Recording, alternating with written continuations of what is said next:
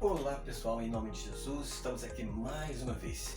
Estamos aqui para gravar mais este vídeo para a honra e glória do Senhor Jesus. Este é o canal O Pregador MR e que você seja abençoado na leitura desta palavra.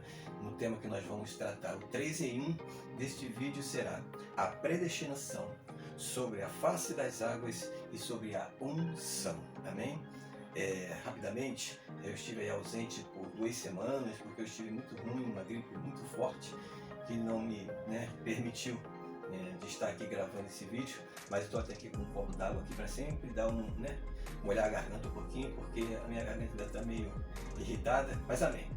Vamos lá para a palavra do Senhor em nome de Jesus.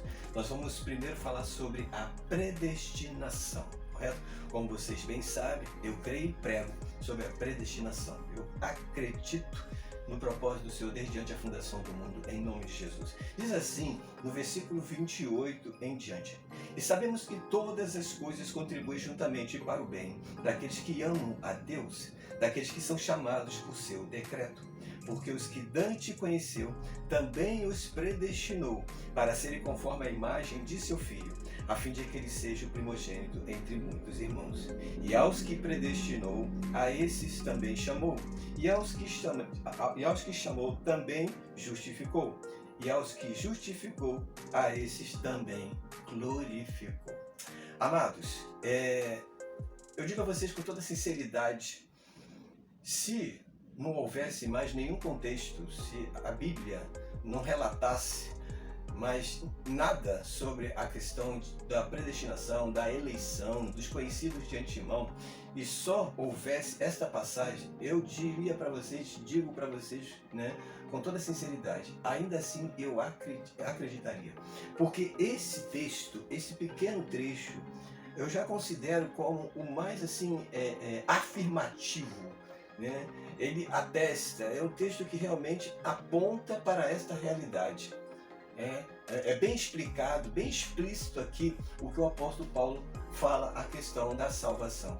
A salvação, amados, ela se iniciou desde antes da fundação do mundo.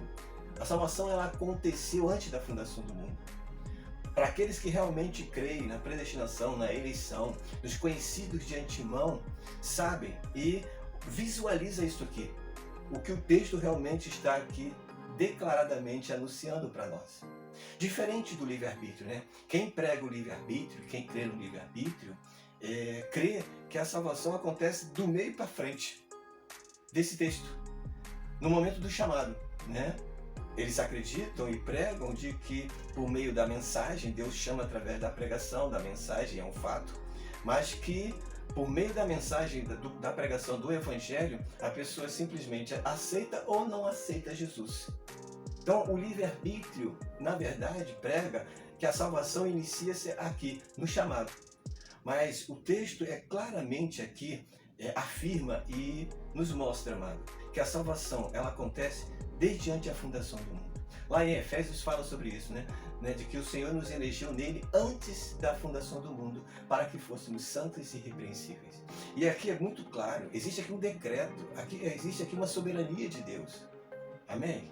Existe aqui uma ação de Deus, uma vontade pré-estabelecida, de um decreto já pré-estabelecido de Deus para aqueles que seriam salvos. Amém? Isso é uma realidade, amado. Não tem como nós fugirmos disso. Correto? O texto ele é muito claro. Todas as coisas contribuem juntamente para o bem daqueles que amam a Deus, daqueles que são chamados por seu decreto. E no seu decreto, a salvação inicia-se antes da fundação do mundo, porque ele diz, porque os que Dante conheceu. Então, para ser predestinado, fomos conhecidos, ou seja, os que Deus conheceu de antemão, ele predestinou. Então, esses que foram predestinados, o processo continua, são chamados. E esses que são chamados são justificados, esses que são justificados são glorificados. Observe que o processo é todo de Deus. Amém? A obra é realizada por Deus. Amém? Quando nós cremos na predestinação, quando nós acreditamos no chamado de antemão, na eleição desde antes da fundação do mundo, nós estamos anunciando, nós estamos declarando a soberania de Deus sobre a nossa vida, mano. E é fato. Correto? Diferente do que o livre-arbítrio prega. de que a vontade é do homem, de que o homem é que decide, de que Deus não tem poder, não tem como agir na vida do homem, não tem o poder, não tem a liberdade, não tem a soberania de atuar na vida do homem. E a palavra de Deus não diz isso, amado. A soberania de Deus, ela é realmente atuante sobre a nossa vida, desde o início, desde antes da fundação do mundo até o final. A salvação inicia-se antes da fundação do mundo e termina na glorificação de Cristo, ou seja, termina não, mas se concretiza a obra da salvação, o processo da salvação sobre a nossa vida. Isso é muito claro e muito evidente aqui. Não existe espaço aqui para o livre-arbítrio, não existe espaço aqui para a vontade do homem. Eu não consigo enxergar aqui nesse texto o homem tendo a liberdade ou tendo o livre-arbítrio de atuar, de agir, de querer ou de não querer. O texto é muito claro, desde antes da fundação do mundo, o processo da salvação é iniciado e termina com a vontade de Deus sobre a nossa vida. Então que você fique com esta palavra em nome de Jesus, que você possa meditar sobre isso. É uma realidade e é um fato. Amém? A predestinação fala da soberania, declara a soberania, a vontade soberana de Deus, aquilo que Deus predeterminou, correto? De que tudo acontece na nossa vida segundo aquilo que Deus predeterminou para a nossa vida. Mesmo que você não creia na predestinação, você é um predestinado se você realmente recebeu Jesus na sua vida, se converteu dos seus pecados, que você realmente se arrependeu dos seus pecados. Mesmo que você não creia, você é um predestinado. Amém? Então vamos lá, vamos continuar agora, vamos falar um pouco sobre a face das águas. Vamos lá para Gênesis, capítulo 1. Todo mundo conhece essa passagem de Gênesis e nós vamos falar sobre o fato, de Gênesis, capítulo 1, versículo 2, que diz assim: E a terra era sem forma e vazia, e havia trevas sobre a face do abismo, e o Espírito de Deus se movia sobre a face das águas. O que eu quero relatar aqui, amados, eu trouxe até aqui o globo, para ilustrar para vocês, A palavra do Senhor diz que havia trevas sobre a face do abismo, A terra era sem forma e vazia, então você pode imaginar aí a terra sem o oceano, sem as águas, porque não havia água na terra, correto? Isso é muito claro e evidente. E o Espírito de Deus se movia sobre a face das águas. Eu não sei por que muitos pregadores, pastores, por não assimilarem ou meditarem ou visualizarem realmente a realidade, tem sempre o hábito de dizer que o Espírito de Deus se movia sobre os mares, sobre os oceanos. Isso é fora de cogitação. Não existe. O Espírito de Deus não se movia sobre o oceano. Primeiro, que não havia oceano. E segundo, que eu não consigo visualizar o Espírito de Deus se movendo sobre os oceanos se a Bíblia fala que havia trevas. O Espírito de Deus é luz. E onde Deus está, a luz. Se o Espírito de Deus se movesse aqui na face da terra, como muitos às vezes falam, pregam, havia luz e não haveria trevas. Correto? Então, se não havia água e havia trevas, o Espírito de Deus jamais poderia estar pairando, se movendo sobre os oceanos, sobre os mares, correto? Então, uma pergunta: como que estavam as águas, onde que estava o Espírito de Deus? Já preguei aqui, já falei, já mostrei aqui em alguns vídeos, nós vamos ilustrar novamente rapidamente. A terra é sem forma e vazia, e todos sabem que lá no versículo 3, no capítulo 1, do versículo 6, fala sobre a expansão, de que Deus criou a expansão. A expansão é os céus físicos que nós conhecemos, correto? Todo espaço que nós entendemos e conhecemos, esse espaço foi que cortou as águas. Então isso nos aponta o quê? Que as águas elas estavam no sentido que vertical, estavam em pé, estavam dos céus até a terra, se estendia. Então visualiza aí as águas tomando toda essa expansão aqui até aonde as águas brotavam, que eu acredito que era no céu de Deus, porque o Espírito de Deus se movia sobre a face das águas. Então nessas condições, aonde é que era a face das águas? Nos céus de Deus, aonde Deus estava. Amém? O Espírito de Deus se movia sobre a face, aonde as águas elas nasciam, é que o Espírito de Deus se movia, amados. Correto? Então é assim que eu visualizo. As águas se estendendo aos céus de Deus e o Espírito de Deus se movendo sobre ela. Correto? A palavra do Senhor diz que as águas, Deus habita sobre as águas, de que as águas, elas existiam com Deus, é um elemento do céu. Então, tomando essas evidências, nós chegamos à conclusão, é fácil chegar a essa conclusão, de que as águas se estendiam dos céus de Deus até a terra, mas no sentido vertical, e que a expansão é que fez separação entre águas e águas. Ou seja, quando Deus criou o espaço, né, as águas que estavam acima da expansão, que estavam nos céus de Deus, onde o Espírito de Deus habitava, permaneceram. E as águas que estavam embaixo da expansão, o que aconteceu? Caiu sobre a terra. Então o que aconteceu na verdade, cientificamente falando? Apareceu então a gravidade sobre, né, a face da terra. Né? Quando Deus criou a expansão, Ele criou a atmosfera, criou o ar, correto? Então o que aconteceu? As águas que estavam embaixo caíram sobre a terra.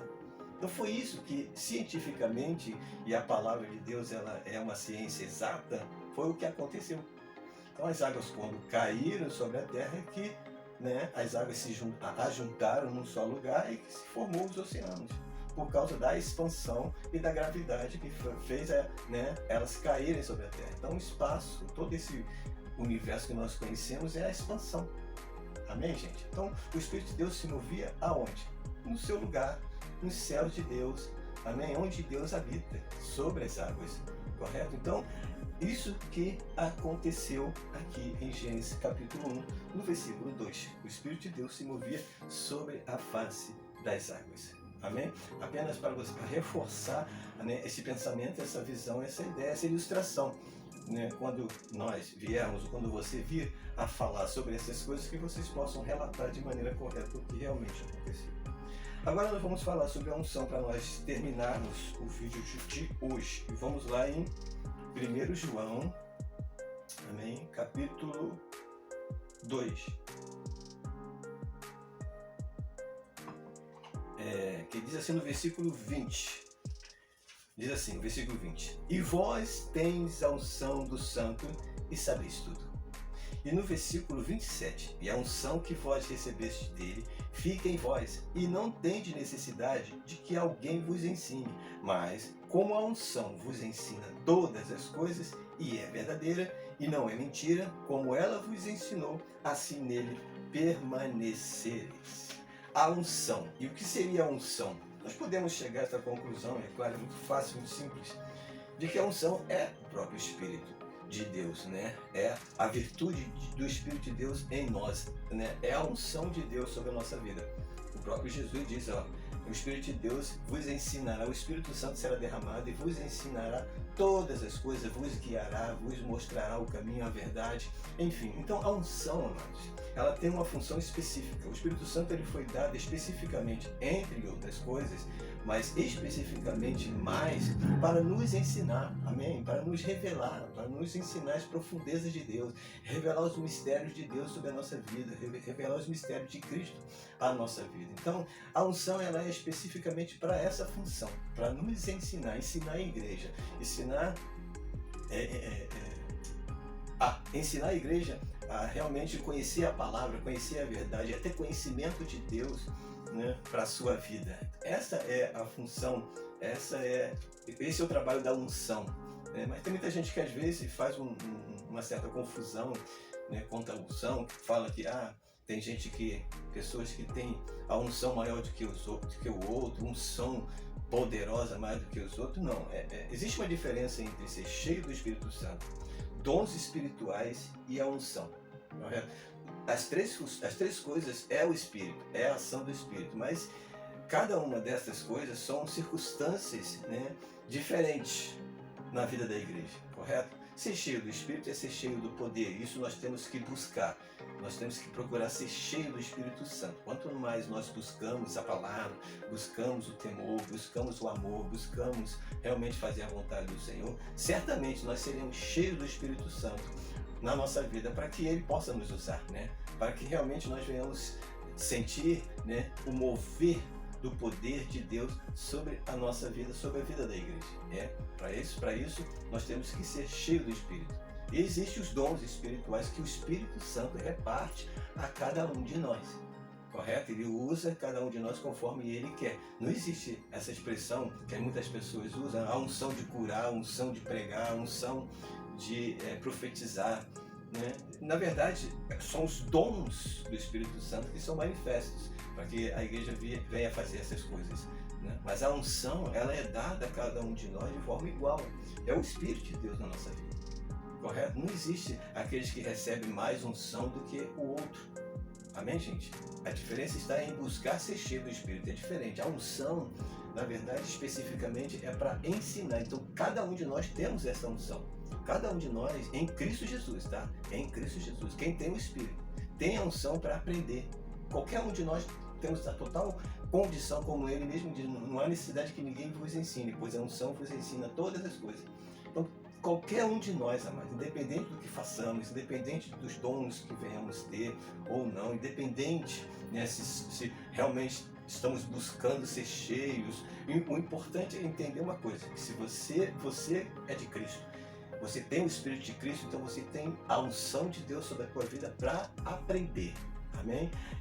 O Espírito de Deus é a unção, e essa unção ela vai te ensinar. Se você buscar dentro da palavra, buscar conhecimento, buscar a meditação, buscar a leitura, buscar na oração, certamente o Espírito Santo ele vai te ensinar. Você não precisa depender, não precisa esperar por ninguém, nem depender de ninguém. O Espírito Santo está na tua vida para te ensinar. Amém? Isso aí é fato. Correto? Ninguém pode mudar isso. Para isso ele foi derramado, para isso ele foi dado a você, se você realmente é de Cristo. Se você não tem o Espírito de Cristo, você não é dele. Mas se você é de Cristo, você se arrependeu e tem Cristo na sua vida, você tem o Espírito e você pode aprender, porque você tem a unção de Deus sobre a tua vida e ela é repartida igualmente, como a fé é repartida igualmente, né? Diz a palavra de Deus que a mesma medida de fé que eu tenho, você tem. Correto? Aleluia. Depende da maneira com que nós trabalhamos essa fé ou esse Espírito que nos foi dado.